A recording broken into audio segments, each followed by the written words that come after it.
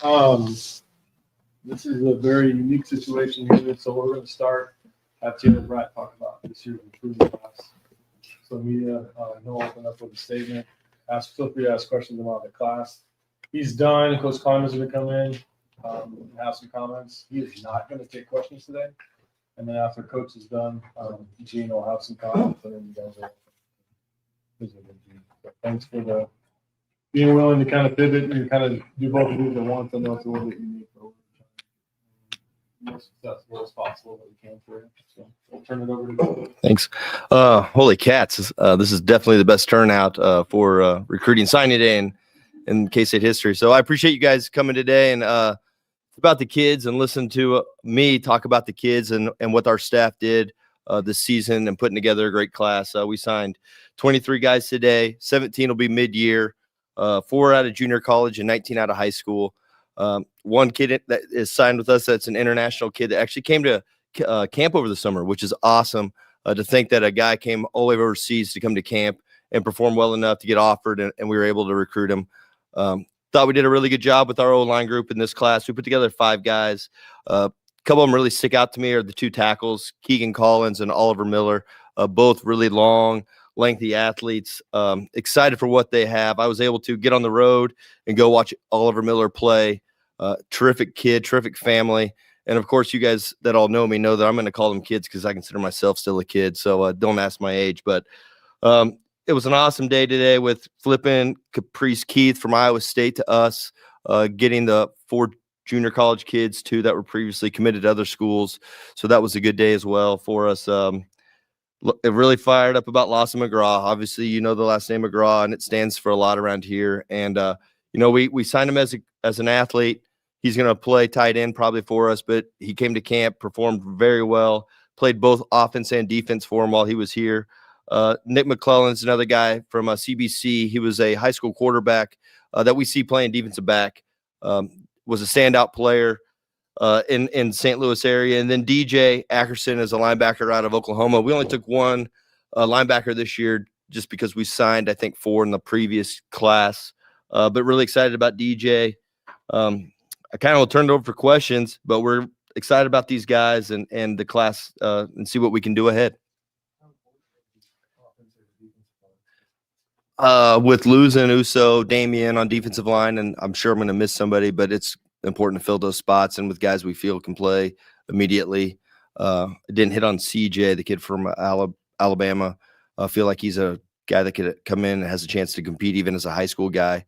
And that's really hard to do at this level. Any line, offense or defense, to show up and be ready to play, I think is tough. And I feel the same way about Oliver. I think he's a kid that could come in and probably play maybe as a freshman, just seeing what he could do, and he'll be a mid-year guy. Yeah, this news breaking this morning. Did you have to reach out to any of the groups and talk to them about what's going on? Yeah, I was able to talk about all the prospects today. And I think really the thing I hit the most was, you were coming here to be here for 4 to 5 years, correct? And they all say yes. I said, well, during that time with the landscape of college football and where it's at, there was going to be a change. Whether it was your position coach, a head coach, something, there was going to be change while you were here. This change came a little early. We have obviously had a tremendous head coach and a coach that believed in all of us, our staff, our kids. And this change came quick. But now that it's happened, let's move forward and keep working. I was able to talk to a couple of parents too as well, and kind of just voice the same thing. You're going to come to school here for 4 to 5 years. Who knows if the position coach that you signed with will be here anyways. So just with the landscape, and we were all kind of caught off guard today afterwards. But I think with what kind of happened, it helped some of these guys keep their home and have a home and to come here and play. As you guys know, I went on the road in between Coach Snyder to Kleiman with no head coach for about 4 days. And I was all over the world bouncing around selling Kansas State. Kansas State sells itself because of the people. And I thought Coach did a really good job talking to the people about that today.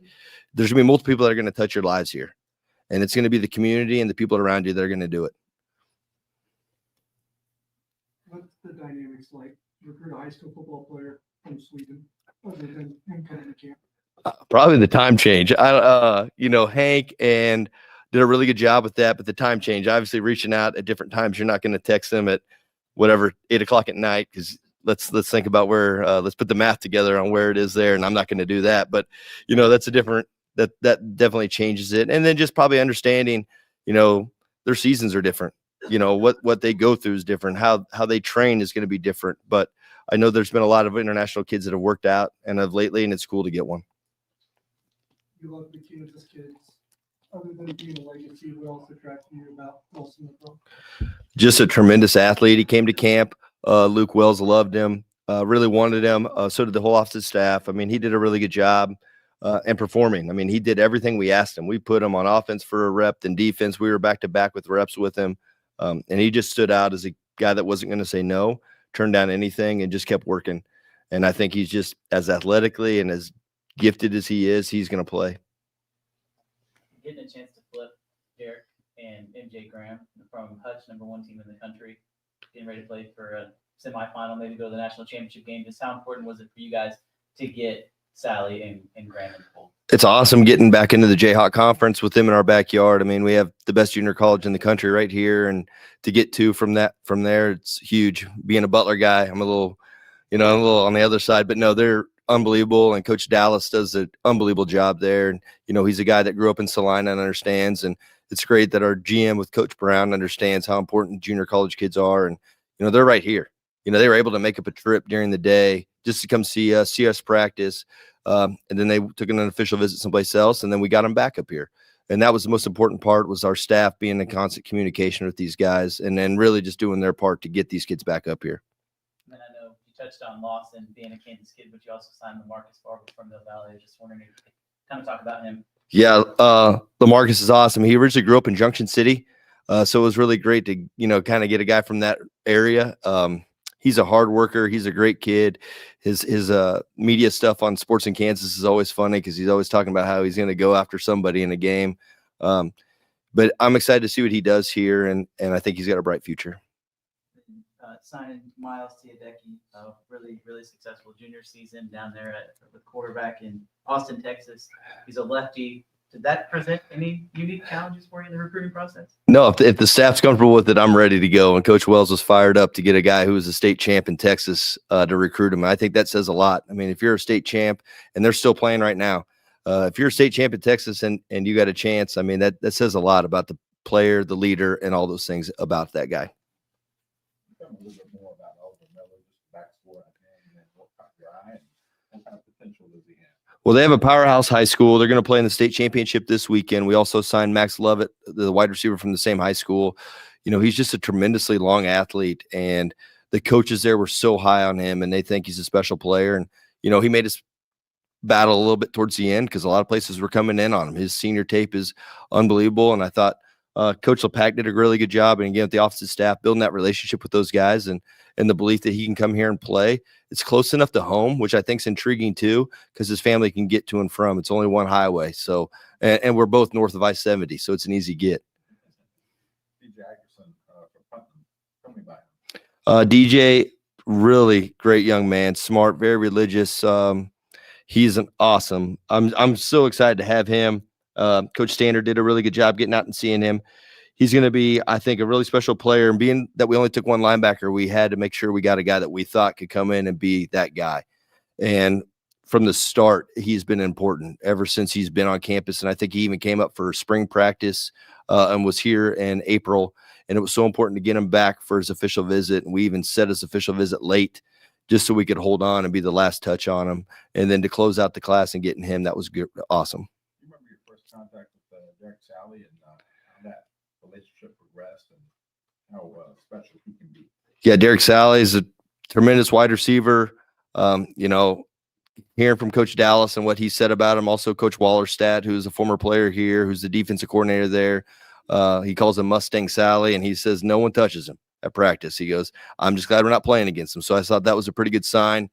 He'll be a good fit, and along with MJ. It's great getting two guys from the same school because at least they got someone to lean on in their time here. We had two running backs from Texas. What do you like about those guys? I mean, I think one's a power back and one's a versatile back that can play in space. They bring toughness. I mean, they're the accountability, all those things that you want in running backs and what we need right now. So excited for what the future is. HD is from a really small town in Texas. So that's pretty cool. And then Tanner's from Houston, and it's great to get a Houston kid, especially in that Katy school district. How much did the way the season play out maybe adjust some things in your guys' Winning helps.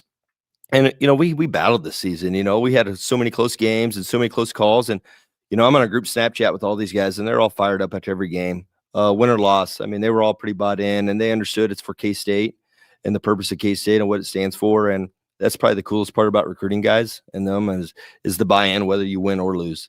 And, a lot of them saw it as tough, man. That was, man, I can't believe it. We were so close, man. It was so close. Then we had some really great wins. I mean, they loved what we did down the road. I mean, that was awesome. And they love what we've done here with all the players in the Midwest. I mean, we've done a really good job with Midwest guys and developing them. So I think that's what they see more than anything else. More here, Cole? In the past, you guys have really, really built your class, from Kansas and in the Kansas City area, and maybe not so much that flair this year. What unique challenges do you think it was trying to build just from outside of that? It was cool we've always recruited the Midwest hard, and it was great because we got 5 guys from Texas, which was a big number from us, and 4 from Missouri, 3 from Oklahoma, 2 from Colorado. So, you really talk about the surrounding states and just trying to land the best ones that fit us and who we are with accountability, blue collar, tough, fit the K-State way. And so it was definitely interesting to only get 2 in state, but that's all right. I've always talked about it before. Sometimes the state has a ton of players, sometimes it doesn't. And, we'll see what we can do next year, and excited to get after it. Anything else signing day, Wes? We good? Thank you, guys. Thanks, guys. Go Cats.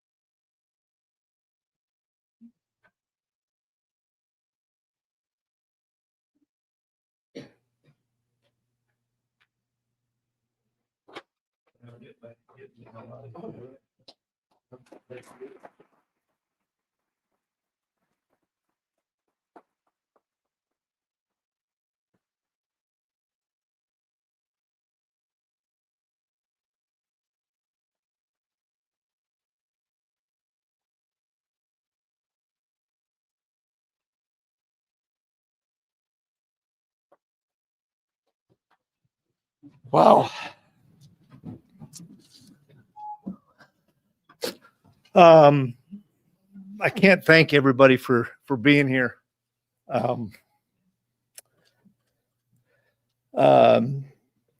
It just goes to show me and prove to me that the good guys win, and doing things the right way and doing it with class and doing it with integrity is the right way. And guys, that's the K-State way. And it's been an emotional day for me. I am at peace. I've had so many colleagues, former players, parents of current players, text, call to congratulate Rhonda and I. And it's why I'm in this business, is to have that impact, not just on a kid that plays for you, but on a parent, on a support staff member, on everybody that you touch. And that's leadership to me. Leadership to me is how many people you can impact on a daily basis and make sure that's a different person every day. And as I retire after close to 35 years in this business, I've already visited with our players, but I'm one of the lucky ones. I spent 15 years at the last two stops, and that's a rarity. And I know some people in here have had that ability, and it's unique. It doesn't happen enough anymore. And relationships with players, impacts on people that reach far beyond this game. That's always been my passion, and that's always been my burn, is trying to continue to impact people. I believe that, and believe and live like this, that players play for coaches that care. Coaches coach for coaches that care, and a support staff supports a head coach that cares. And I hope everybody that's come across me, whether it's players, support staff here at K-State or places I've been, have said, I will say this, that guy cares. And he's going to have my back. And I'm not going to throw people under the bus, and I'm going to continue to love them. I'm going to challenge the heck out of them, but I'm going to love them. My entire coaching life, I've put other people first.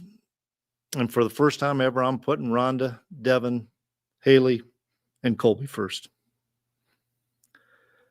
I got to express my gratitude to and thanks to Gene Taylor for believing and entrusting this program to me.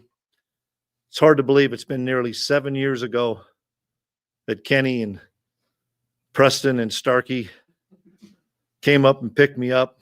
They'd never been so cold in their life in Fargo. And we flew down here and started a journey that it's been almost 7 years.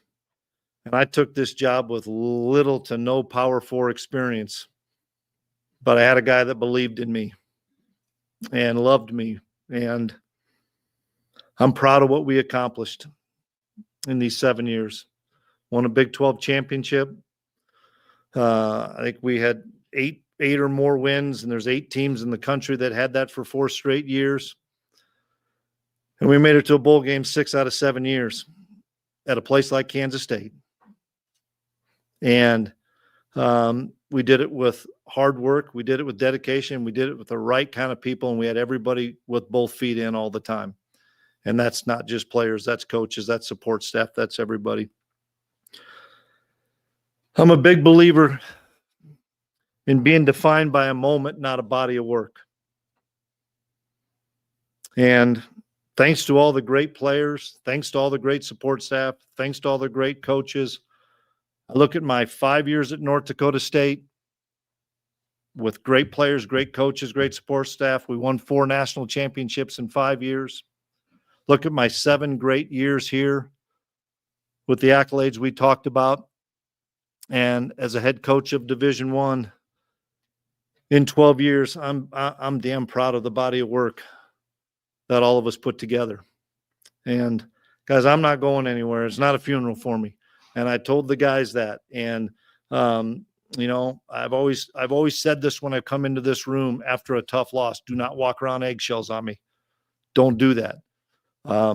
We're gonna celebrate my career. We're gonna celebrate. I'm gonna be around here next week for the players. I'm gonna get out of here this weekend with my family and go see my kids. But I'll be around here next week to visit with all our players and answer those questions of those guys. But I can't thank all of you enough. I can't thank all of you enough for being the people who you are and for allowing the Kleimans to come into Manhattan and build something here. And Gene and I talked about this a couple of different times. I followed Craig Bull at North Dakota State after he won 3 consecutive national championships, and people said, "Don't you dare follow Craig Bull." And we won 4 or 5. And I followed the greatest coach, in my opinion, in the history of college football, in Bill Snyder. And everybody said, "Don't want to do that." And I said, "I just followed a guy that won 3 in a row and we did okay. I'm ready to go to work." And I think we did a pretty damn good job here. But guys, I'm gonna depart you now and let Gene kind of run the rest of this. But I love everybody and I appreciate everybody. And thanks for everything, guys.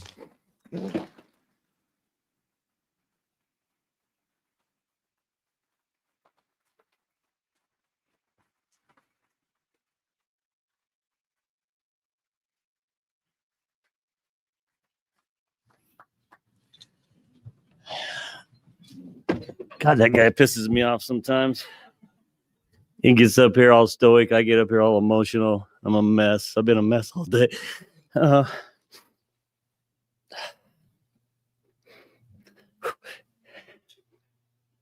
See, that's why it pisses me off.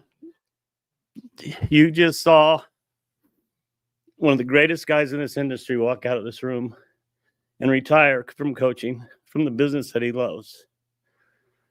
And what really pisses me off is he's doing it because where we are in this industry.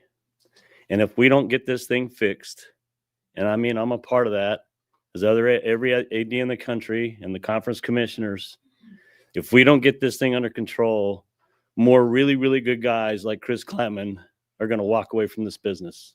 And I've already seen some of my colleagues do it because they just aren't ready to deal with what we're dealing with.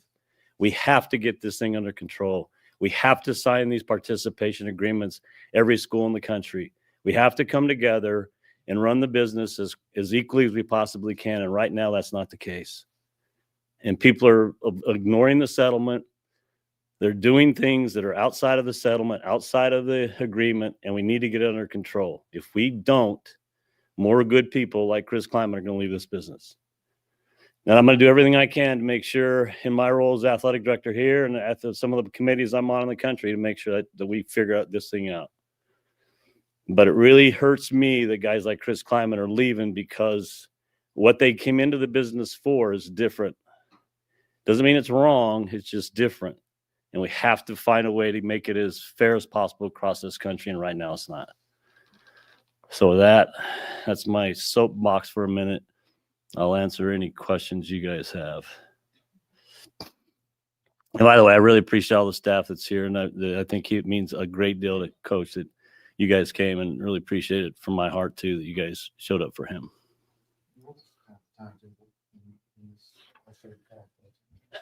You know, we didn't really say anything. We didn't really talk until Monday. He and I got together Monday morning. And at that time, he still hadn't really decided. He just talked through some things, where he was mentally, where he was family-wise, and said, "Gene, I just got to take a couple of days." He was really committed to making sure that he really spent time with his family and thought through it, and as his faith is, prayed on a great deal. And then he came in this morning and said, "I'm ready." And he said, the biggest thing that made me feel really good is he said he was at peace. And then that felt good for me.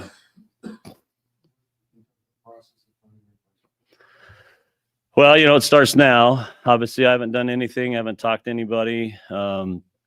I wanted to give coach his respect and his due and let him talk to his team. And now as I told the team this afternoon, the business is different now. It's going to be fast. It's going to be efficient.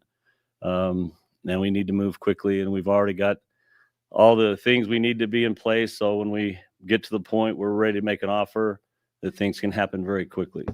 And I think we need to make it happen quickly for the players and the staff so they know where the next direction is we're headed. What's your Kleiman's legacy be after his 7 years here? Well, he touched on it, right? I mean, people thought I was nuts because I hired my drinking buddy from Fargo, North Dakota 7 years ago, and it worked out pretty well. And, for him to, walk in, I told him this in the interview process. I said, you're going to have to drive down a highway that's named after one of the greatest coaches. You're going to have to walk into a stadium that's a statue of one of the greatest coaches. And you're going to, every time you look up in the press box, pissed off at your coaches in the box, it's going to say Bill Snyder Family Stadium. And you're going to have to be okay with that. And he was. And he not only built on Coach Snyder's culture, he put his own mark on it, and he brought in this very similar kind of players and staff that this place believes in and knows can be successful. And I think he's done it with class and dignity and won, that a lot of people didn't think an FCS guy could do. And so he should be very proud of that. Is he intended to coach the ball game? We haven't gotten that far. He really wants me to talk to the players first and see if their interest is.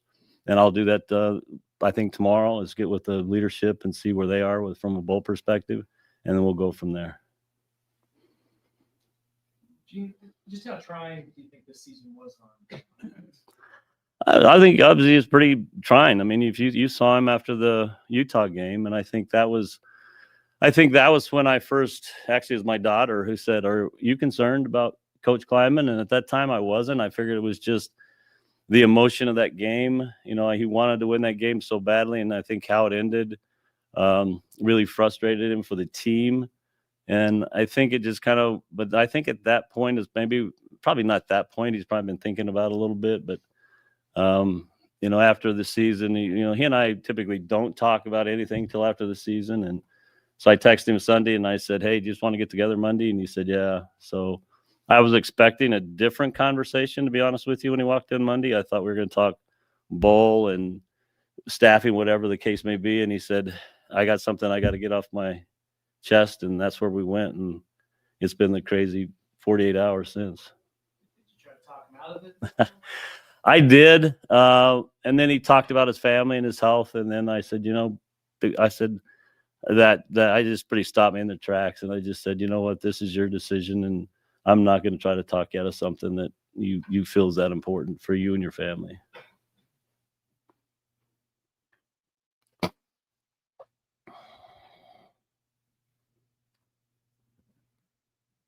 Kind of looking forward, you guys absorbing Wildcat NIL. How do you think that will help in attract success? I don't know that it'll have a major impact. Obviously, they did a great job for us in the interim, not in the interim, in the Wild Wild West. I thought Curry and those guys were great, and they were aggressive. I think for now, it's just about what can we do. Obviously, the rev share piece, we have that. We're going to always have the minimum or the maximum number of rev share dollars, and now it's about going out and finding dollars for true NIL. And I think we have to get aggressive. And I think as a staff, we've got a plan in place to do that. But we're, like you said, we're going to do it the right way. We're going to make sure we're doing things the right way, and that's never going to change here.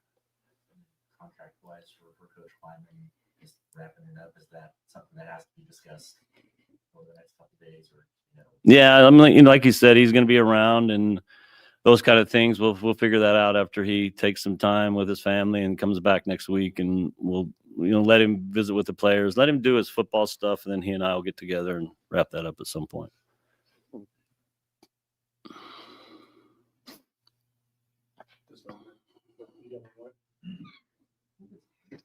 Could probably afford 2 mics at some point.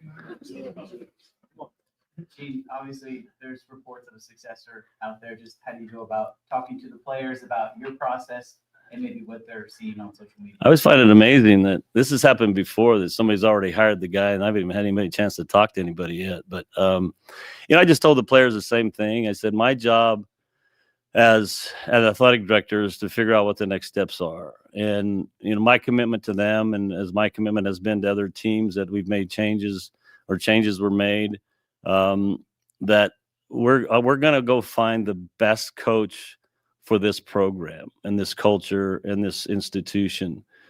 And we're going to do it the right way. And that's going to be the major focus. The major focus isn't about me or winning the press conference. It's about these players, this culture, this team, and finding the best fit for that. And whether that takes 2 months or 2 weeks or 2 days, in this environment, it's going to happen a lot quicker and a lot more efficient and a lot faster. So that was my message to the players, that I made a commitment. I told them, I've done this a few times.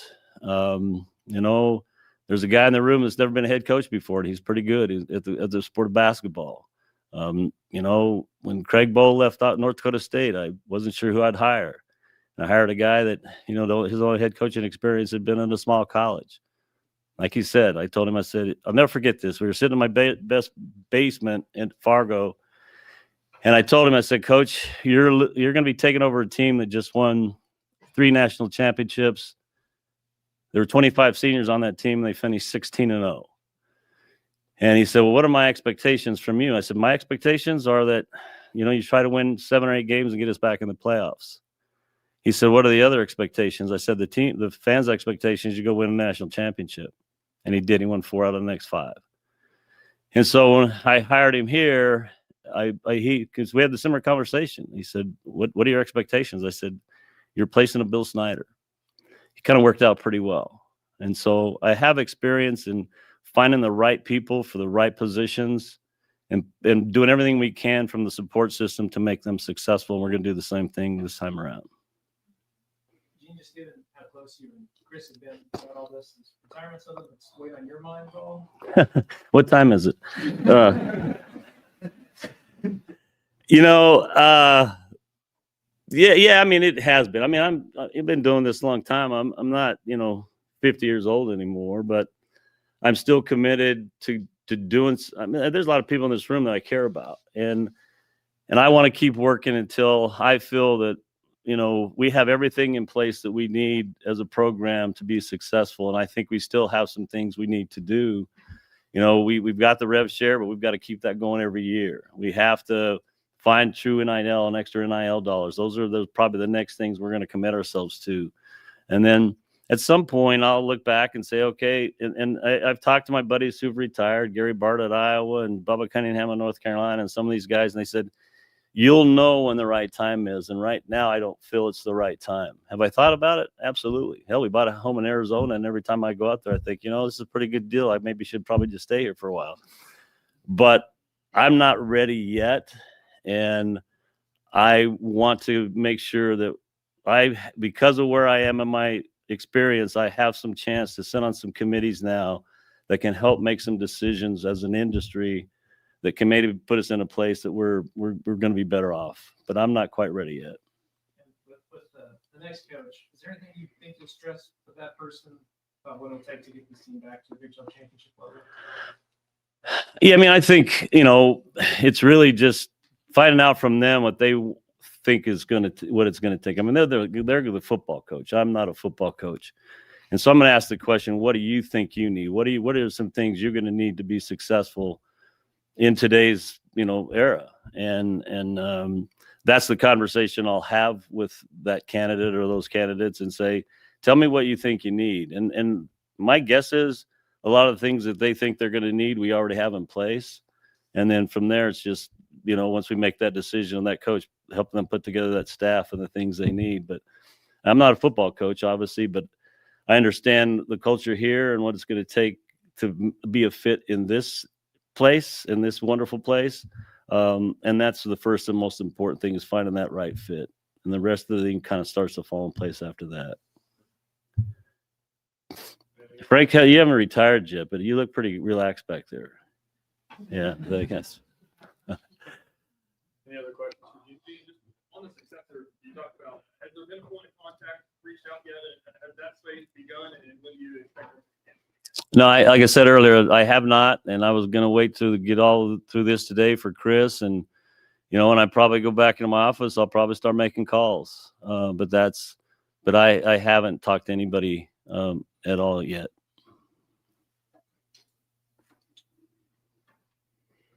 Back to your opening comment of what you said at the beginning, are there enough like-minded people like you to get this business where it needs to be?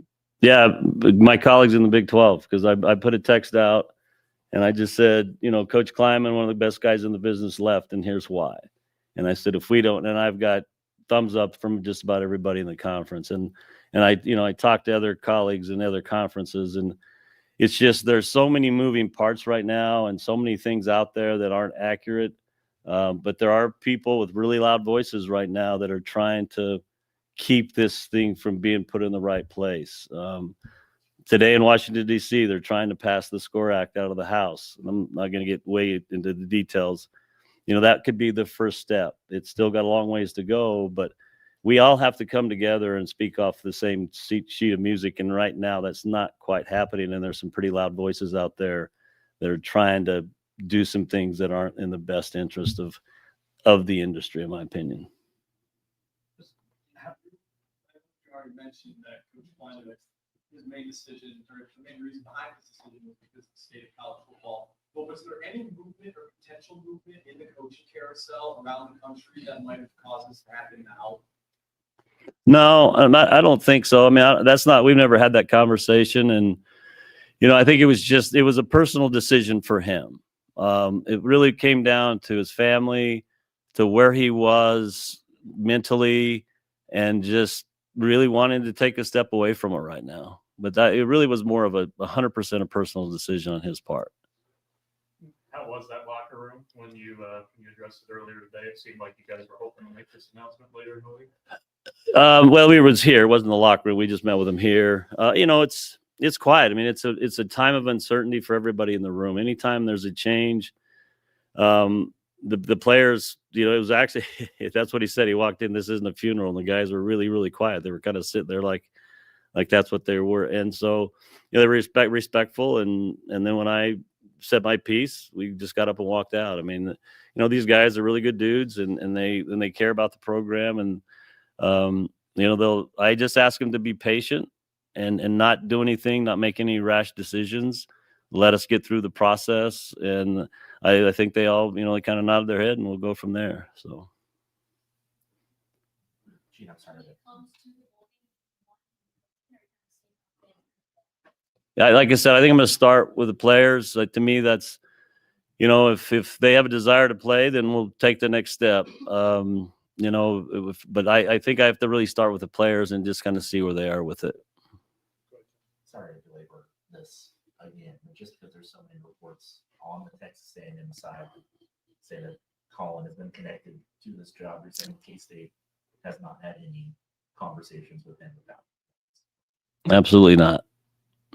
I'm not even sure if I still have his number, but I guess I better find that out at some point. Any other questions? All right. All right. Thanks, everybody.